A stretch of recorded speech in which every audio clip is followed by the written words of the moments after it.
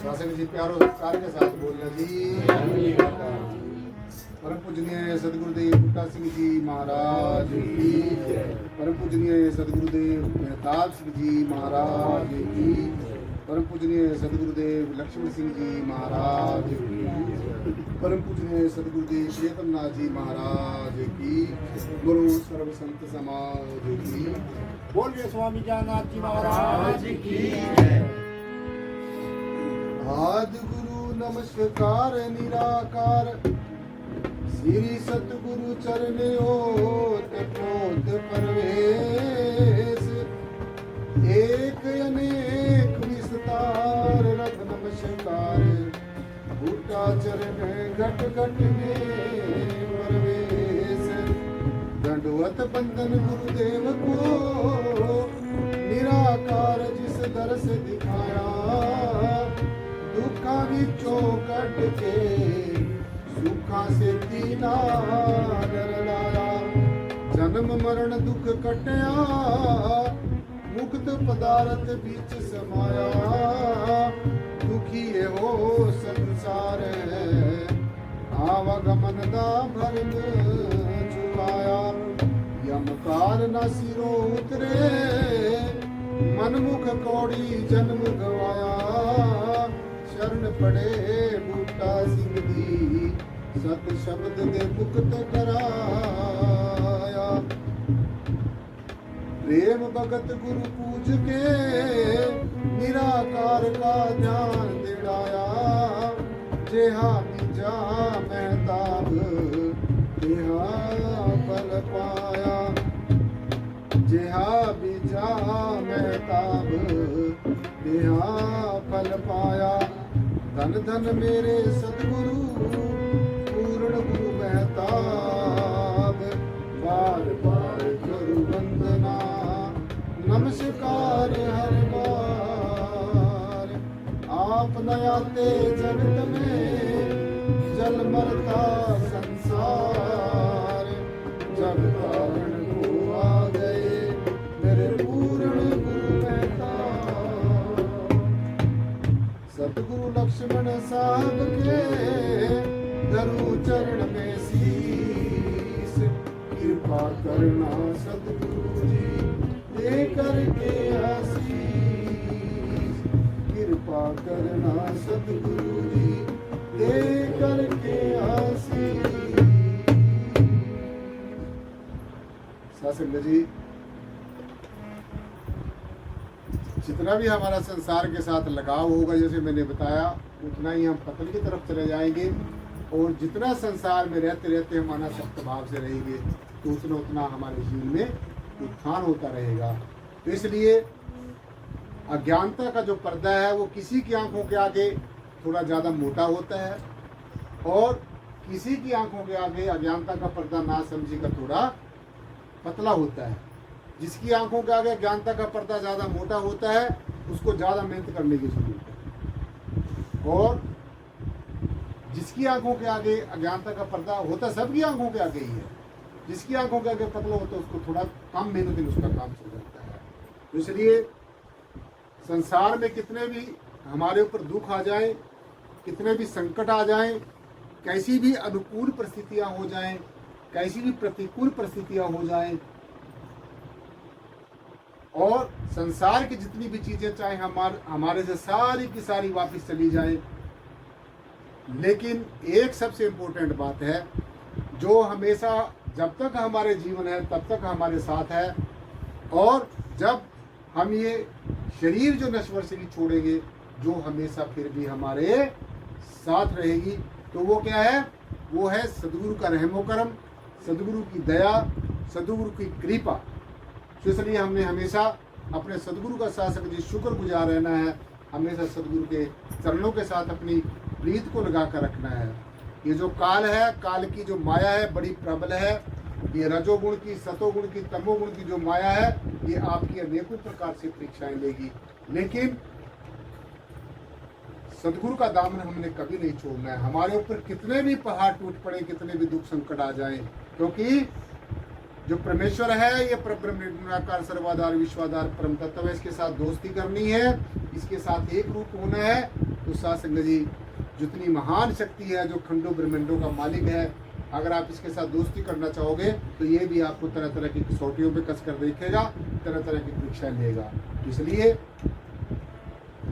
संसार की जो चीज़ें हैं ये तो वैसे ही एक दिन न एक दिन छूट जानी है। संसार के रिश्ते नाते एक दिन न एक दिन छूट जाने हैं, या ये हमें छोड़ जाएंगे या फिर हम अब इन्हें छोड़ जाएंगे। आप देखते ही हैं कि जीते जीते हम हमारे जो रिश्ते नाते हैं वो एक दूसरे से बाय बाय कर जाते हैं, अलविदा कर जाते हैं, और हम वहीं पर खड़े होते हैं कि हम कुछ भी नहीं कर सकते। तो इससे बासित हो जाती है कि जो हमारा साथ निभाएगा, जो जब तक जीवन है तब तक भी, और जब ये जीवन हम शरीर कुछ नश्वर शरीर को छोड़ेंगे तब भी हमारा साथ निभाएगा, वो हमारा सदगुरु निभाएगा। जो हमारा समय का हाकम, जो तत्वदर्शी ब्रह्म ज्ञानी सदगुरु है, जिसकी चरण शरण में हम हैं, परमेश्वर की हम शरण में हैं। ये परमेश्वर, ये परब्रह्म निर्गुणाकार सर्वाधार विश्वाधार परम तत्व सदगुरु के रूप में आकर ही हमें संदेश देता है, उपदेश देता है और अपने आप को मिलने की युक्ति बताता है। इसलिए सदगुरु को कभी भी आम आदमी नहीं सोचना चाहिए। सबसे बड़ी भूल जो है हम यही करते हैं कि हमारा सदगुरु भी हमारे जैसे एक आम इंसान है, हमारे की तरह खाता पीता है, बोलता चालता है, तो ये भी हमारे जैसा। लेकिन ये भूल कभी नहीं करना है। जिसको हम ये कह रहे हैं गुरु ब्रह्मा, गुरु विष्णु, गुरु देवो महेश्वरा, गुरु साक्षात पार ब्रह्म, जो परमात्मा कह रहे हैं, निराकार कह रहे हैं, परतत्व कह रहे हैं, ये सदगुरु के रूप में आकर ये हमारे समक्ष आता है और हमें अपने मिलने की जो योग और युक्ति बताता है। तो आओ ये जो शब्द आपके समक्ष रखने जा रहा हूँ, श्री चरणों से गुरुदेव तार मेरी टूटे ना, चाहे रूठे कुल संसार तार मेरी टूटे ना, चाहे रूठे रिश्तेदार तार मेरी टूटे ना। तो सबने अपना मुख भी खोलना है और अपने हाथ भी खोलना है। शासन जी प्यारों सत्कार के साथ बोलना जी।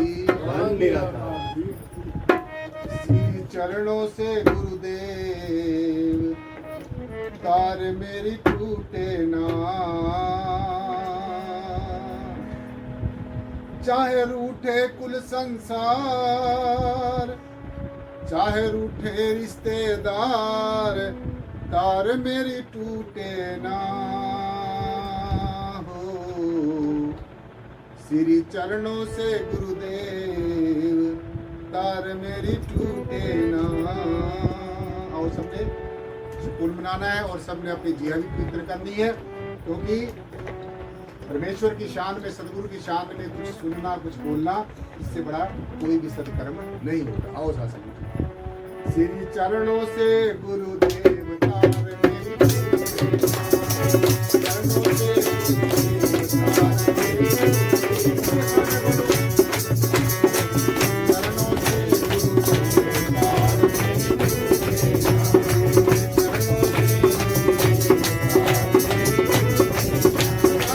टूटे ना।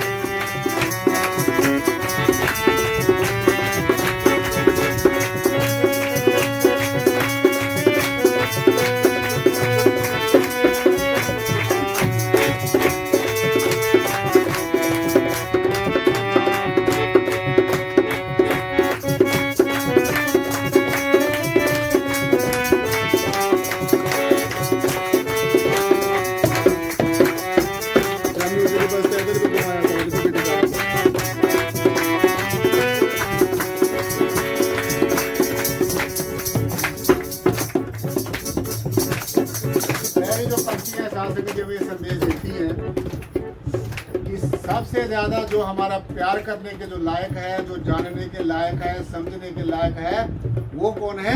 हमारा सदगुरु है। क्योंकि संसार की जितनी भी चीजें हैं उनके साथ हमारा जो संबंध है वो फॉर द टाइम बीइंग होता है, कुछ समय के लिए होता है। सबसे बड़ा पवित्र और उत्तम जो रिश्ता है वो किसके साथ है? हमारा सदगुरु के साथ है। इसलिए ये पंक्तियां हमें यही संदेश देती हैं, यही उपदेश देती हैं।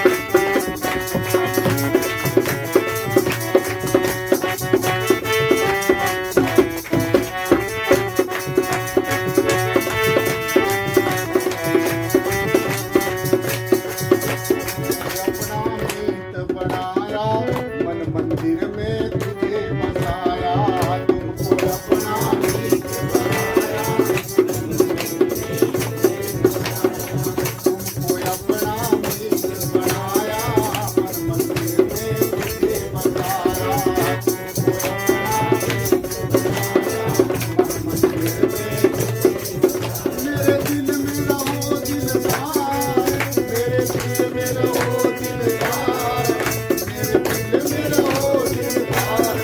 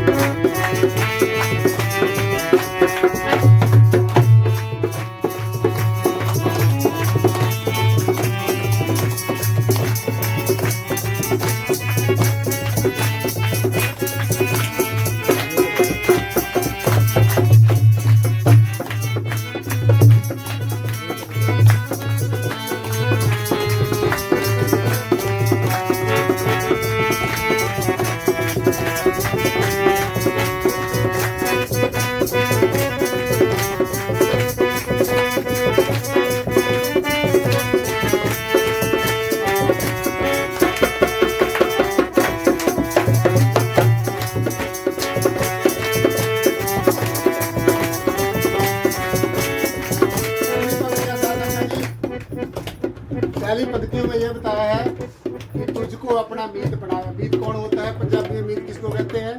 कुसुम किसको कहते हैं? मीत अपना दोस्त, जिससे हम सबसे ज्यादा प्यार करते हैं। तो सबसे ज्यादा जो प्यार करने के लायक संसार में कोई है, कोई रिश्ता नाता है, वैसे सभी रिश्ते प्यार करने के लायक है, लेकिन वो जो प्यार है, वो जो प्रेम है, वो फॉर द टाइमिंग होता है। जब वो रिश्ते नाता चला जाता है तो प्यार भी समाप्त हो जाता है। संसार की किसी चीज से हम लगाव करते हैं, वो चीज समाप्त हो जाती है, वो प्यार भी समाप्त हो जाता है, वो जानकारी भी समाप्त हो जाती है। तो इसलिए तुझको अपना मीत बनाया मन मंदिर में, जो असली जो मंदिर है, जो परमेश्वर ने खुद बनाया है और जिसके अंदर बनाकर परमेश्वर खुद बैठा है। इसलिए हमारे गुरु रहबरों ने कहा है कि मन मंदिर तनवेश कलंदर कट ही तीर्थ नावा, एक शब्द मेरे प्राण बस्त है गौड़ जन्म नामा। सबसे असली जो मंदिर है जिसके अंदर परमेश्वर खुद बैठा है। इसलिए तुझको अपना मीत बनाया मन मंदिर में बनाया।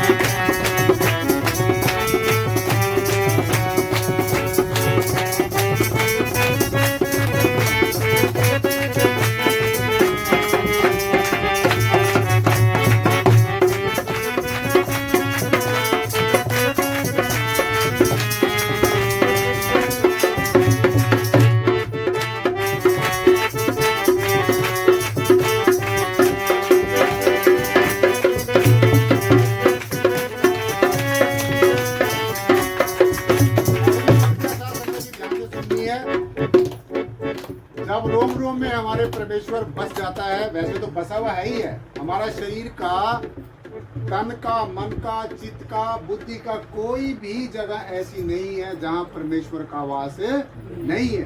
सब जगह है, अंदर बाहर एक ही जान तब पावे सदगुरु का ज्ञान। लौकिक जगत में भी और लौकिक जगत में भी परमेश्वर से सिवाय दूसरा, सदगुरु से सिवाय दूसरा कोई नहीं है। परमेश्वर का जो साक्षात स्वरूप है वो कौन है? समय का सदगुरु है। और कौन सा सदगुरु? जो परमात्मा को तत्व से जानता है, जो निर्गुण निराकार रूप से जानता है। सभी परमात्मा के रूप हैं, सारे गुरु परमात्मा के रूप हैं, लेकिन जैसे भगवान जी ने कहा कि अर्जुन, जो मुझे तत्व से जानता है, जो मुझे निर्गुण और निराकार रूप से जानता है, सिर्फ और सिर्फ ऐसा ज्ञानवान महापुरुष ही मोक्ष और मुक्ति का अधिकारी है। वैसे होता क्या है, जो देवी देवताओं की उपासना करता है, देवी देवता भी हमें काफी कुछ दे सकते हैं, लेकिन सब कुछ नहीं दे सकते। क्योंकि अगर ऐसा होता तो हमारे सदगुरु कभी ये ना कहते, जिस देही को सिमरे देव सो देही बजारी की सेवा। आप जैसा बनने के लिए देवता लोग भी तरसते हैं। क्यों? क्योंकि देवताओं के पास ये शरीर नहीं है जो आपके पास ये शरीर है।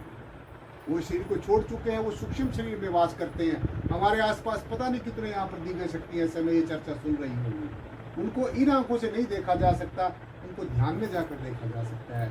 तो जहाँ पर सत्संग होता है, जहाँ पर ज्ञान चर्चा होती है, परमेश्वर की लीला का बखान होता है, परमेश्वर के गुणों का बखान होता है, वहाँ पर एक ज्ञान की धारा बहती है, एक प्रेम की धारा बहती है, एक प्यार की धारा बहती है, एक आनंद की धारा बहती है। इसलिए जब नैनों में परमेश्वर का स्वरूप फंस जाता है, अब जैसे आंखों से हम ये देख रहे हैं, दृष्टिमान जगत को देख रहे हैं, लेकिन ये सब एक दिन क्या हो जाना है? बदल जाना है, हमारे से छूट जाना है। इसलिए इस संसार की बजाय ये जो निराकार ब्रह्म है, इसका हमने हमेशा ध्यान रखना चाहिए। इन आंखों से संसार भी दिखता है और इन आंखों से निराकार भी दिखता है। इन आंखों से रचना भी दिखती है और इन आंखों से रचना करने वाला भी दिखता है। इसलिए नैनों में तेरा रूप समाया, हरदम चाहूं तेरा ही साहे प्रवेश्वर। हे प्रभु, हे परब्रह्म, हे खंडों ब्रह्मंडों के मालिक, मेरे परवरदिगार, हमेशा मेरे अंग संग रहना, मुझे किसी भी स्थिति में रखना, मुझे कोई भी सजा देना, मैं तेरी सजा में भी खुश हूँ, मैं तेरी रजा में भी खुश हूँ, तेरे सुखों में भी खुश हूँ और तेरे दुखों में भी खुश हूँ। लेकिन प्रभु, मेरे नैनों में हमेशा बसे रहना। नैनों में तेरा रूप समाया, हरदम चाहूँ तेरा ही साया, और हरदम हे प्रभु मैं तेरा ही साया चाहता हूँ। इसलिए अगली पंक्ति हमें यही संदेश देती है, यही उपदेश ध्यान रखिए।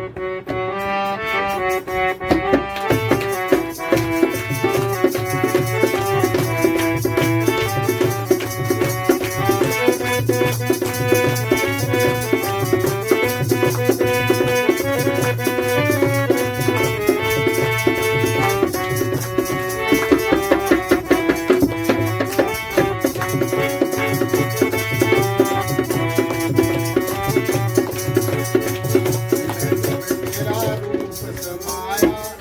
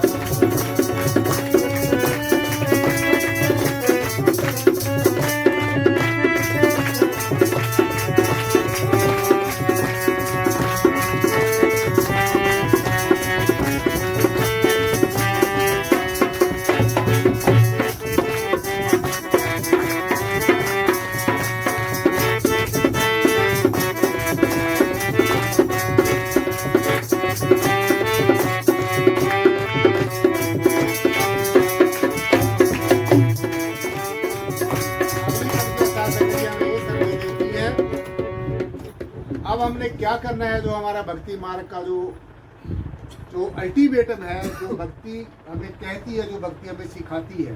पहले हमने यही समझना है कि भक्ति क्या होती है, क्यों हम भक्ति करें, किसकी करें, किस लिए करें, भक्ति करने से क्या मिलेगा। तो ये सवाल हमारे जीवन में सबसे पहले, ये सवालों के जवाब हमारे जीवन में जरूरी है। ये नहीं है कि किसी की देखा देखी में, किसी की रीस में आप भी अपना आंखें बंद करके बैठ जाओ, दूसरा की आंखें बंद करके बैठा भी, ये भक्ति हो रही है। तो ये भक्ति नहीं है। भक्ति पहले हमने समझनी है, फिर हमने आंखें बंद करनी है। भक्ति क्या होती है? भक्ति का मतलब होता है किसी को बार बार याद करना है, जिससे हम सबसे ज्यादा प्यार करते हैं। जैसे आप संसार से ज्यादा प्यार करते हैं, तो संसार को आप याद भी नहीं करोगे तब भी याद आता रहेगा। तो इसका आप किसकी भक्ति कर रहे हो? संसार की। और अगर आप ऐसी भक्ति कर रहे हो तो ये समझो आप अपना समय क्या कर रहे हो? हाँ, संसार में तो आपको याद है ही है, संसार में तो आप है ही रहे, चल ही रहा है ये संसार। तो इसके रिश्ते नाते सगे संबंधी ये सब चलता रहेगा, ये तामझाम सब चलता रहेगा। लेकिन इसके अंदर रहते रहते हमने परमेश्वर की बंदगी करनी है, खुदा की इबादत करनी है, सबके लिए रहमो करम मांगना है, सदगुरु की कृपा मांगनी है। तो इसलिए जो अगली पंक्तियां हमें ये कहती कि हे प्रभु, ये जो तेरी फुलवारी है, जो तेरा बगीचा है, जो तेरा संसार है, इस सब के ऊपर अपना रहमो करम करना है। सब जो भी किसी भावनाओं के साथ इस दरबार में आता है, हे सदगुरु मुझे कुछ नहीं देना, लेकिन यहाँ पर आने वाले जीवों को आपने सब कुछ देना है, क्योंकि तू सब कुछ दे सकता है, तू सब कुछ देने में समर्थ है। इसलिए अगली पंक्तियां हमें यही संदेश देती है, यही उपदेश देती है।